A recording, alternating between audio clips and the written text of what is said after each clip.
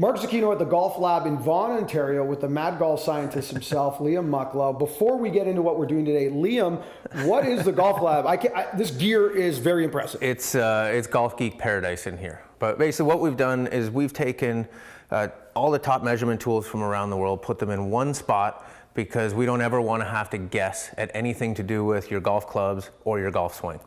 Well, and Liam knows what this gear does and talks about the best players in the world because he works with the best players in the world, but today he's not. He's going to work with me, which is a better case study because we want to help you play better golf this year with the equipment you currently have. So we're going to run my TaylorMade set, my 2018 set, through the ringer and look at all my clubs. Am I using the right stuff? Yeah, we're gonna help the viewers out there understand what can they do to get better performance out of their driver, their irons, and their putter. All right, great. We're going to start with driver. That's the sexy club, and we need to get some specs on my equipment. All right, let's do it. All right, so Carson's behind us, and he's looking for center of gravity in a driver, and that's certainly part of it. We're going to start there, but what is speccing a driver? Liam, let's start with CG. Yeah, I think the center of gravity is one of the most important concepts that a person can understand, and most of us really don't know even what it is. So I think the first thing I want people to know is that center of gravity is the point in space around which all mass is evenly distributed. I know that's great, but what does that matter? Well, what do we need to know as a golfer? If I strike the ball at a point on the face that's above the center of gravity, that golf ball is going to come off with less spin. If I strike it below the center of gravity, it's going to come off with more spin. If I hit it out towards the toe side of center of gravity, it's going to give it a draw bias. And if I hit it on the heel side, it's going to give it a fade bias. So is it safe to say that center of gravity is affecting spin and as well the actual playing loft of a driver as opposed to, say, the number on the heel of your club? Is that accurate? Yeah, when we get the CG that gets very, very low on some clubs, we're going to have to effectively change the loft in order to get the ball to come out the right launch window. Now, how does this change with the golf club you're presently holding? Because that's a twist face, and I know it's very different than anything that's ever been built before. Yeah, so, twist face is a really cool story for people to understand, first off, what it is. What they've done when we go through and we did the face mapping on your driver. So what they've done is they've increased the loft and increase the openness of the face on the toe. They've reduced the loft and reduced the closing of the face on the heel. And now the reason that they've done this is so when a player points the sweet spot at the target, but they hit it off the toe, that ball is going to fly higher and it's going to start more to the right, and that's going to compensate for this gear effect for off-center hits. So the bulge and roll work together with the CG location to try and make the golf club as forgiving as possible. Thus the hashtag straight distance. Okay, so center of gravity, obviously key to identify, but there's more into speccing a driver than center of gravity. What else are we doing to my golf club today? Well, why don't we go and take a look at all the information we've captured on it. All right, let's look at those specs and see if I have what I think I have. All right, we've gathered the information necessary about my driver. Liam, to me, this is Russian on the board. What does this mean, my friend? Well, we got a bunch of information up here, so let's talk through it one step at a time, okay? The first thing is we want to take a look at what's going on with the club head. So, Mark, when you came in, your M3 is set at 9.5 degrees of loft, and you've got it set down to lower. Which should be 7.5. That's right. So what we did is we tested the actual true loft in the center of the face with this center of the face square pointed directly at the target. And what we found is that it was 7.2 degrees. Which is good because it's fairly accurate, which is really good. Yeah. And for me, the lower the better. If I could play 5.5, I would. So this is happy for me. Okay. All right. So once we get there, Mark came in with 2 shafts. I think like most golfers out there, things change over the course of the year. So I hop back and forth between 2 things. So let's take a look. We've got the one that's in here now is your Aldo La Rogue 60-gram stiff. Now we measured the total length of the driver here was 46.5 inches. That's from the center of the sole plate all the way up here to the butt cap of the grip. Swing weight, that's our relative measure for how heavy the head feels, E4. And that's going to be more than likely the heaviest swing weight you probably see all year. That is off the charts. We have not seen one that heavy coming in here, but when we've got all of the weights in the driver and we increase the length by 1 inch, we see that swing weight jump by like 5-6 points. And this is abnormally long as well. Well, especially when we compare it down here to your other driver, which is 1.25 inches shorter. That swing weight comes back down to D7. In terms of flexibility, that CPM number, are they relatively close?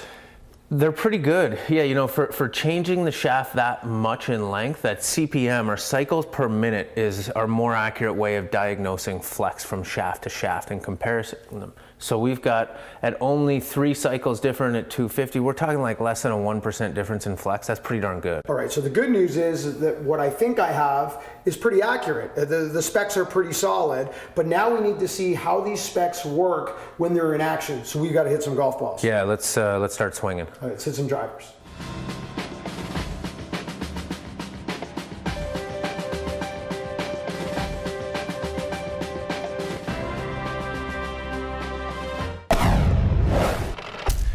All right, we've collected some data, and there's something interesting going on here because I'm one of those guys that always thinks that he can go lower in his loft, and I've learned why. Liam, let's talk a little bit about some of the main 2 factors that we've learned here.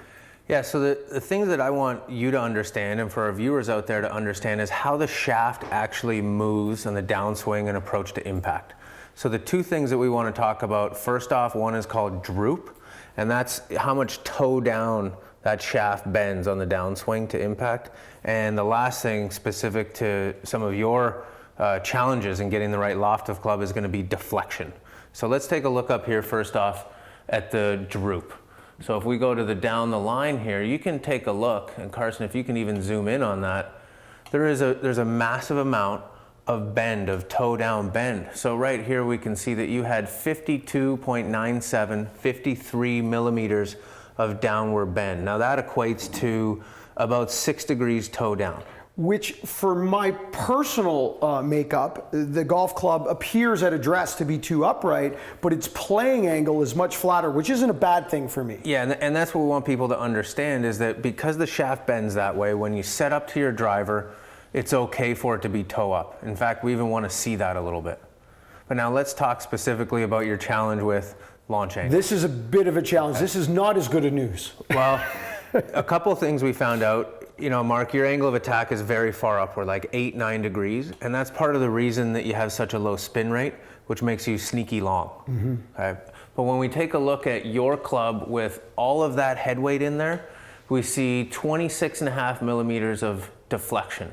So that's that forward bend, that unloading of the golf club. Now, that's going to significantly increase the loft at impact, regardless of what the loft is you start with. I could be playing, in other words, a 4-degree driver, and it's still going to be too much loft. I think you might even be able to play a -1. There we go. But let's take a look at what happened when we reduced a lot of that head weight. So when we go over here and we take a look at the other driver, we were able to reduce the deflection, nearly cut in half down to 16 millimeters. So that gave us a much lower dynamic loft, which gave us a lot lower launch angle.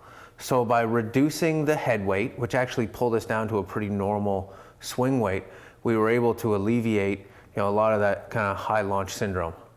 So my heavy swing weight and my desire to keep going heavier in my swing weight has actually been counterproductive in terms of controlling my launch conditions. We removed some weights and it helped a great deal. So let's get to some recommendations, Stan. Yeah, that's the last thing. Now we know all the specs about your driver. Right, we know exactly how the club and shaft are performing over the course of the golf swing. So let's take a look at what the golf ball is doing, and now we can make some educated recommendations on how to help the ball fly farther and straighter. Sounds like a plan. All right, we got a lot of information, so now it's time for recommendations. The one thing we learned is my best ball on the board was with the longer golf club, but there needs to be changes to that club. Yeah, what I thought was really interesting, Mark, is I can completely understand why you're flopping back and forth between 2 drivers, because you get some great speed with the long one and you get that launch angle control with the short one. So what we're going to do is we're going to blend the best of both worlds. Now, I got to keep you at the longer driver because you're a good enough ball striker, you're hitting it out the middle, and there's no way I can afford for you to give up like 5 miles an hour club head speed. That's a ton. But what we're going to do is we're going to reduce the head weight to take the swing weight down to D3. That's going to bring the launch angle way down by reducing the deflection of the shaft at impact. That's going to allow us to increase the loft by 1 degree. So you're going to get more stable ball flight, you're going to get maximum speed, and you're going to be able to see it come out that launch window you want to see. All right, so longer is better for me, but heavier is not. So we'll get that a little lighter, and we'll pick that window in the sky we like. This is a lot of fun. We just started with driver. We haven't even looked at irons yet.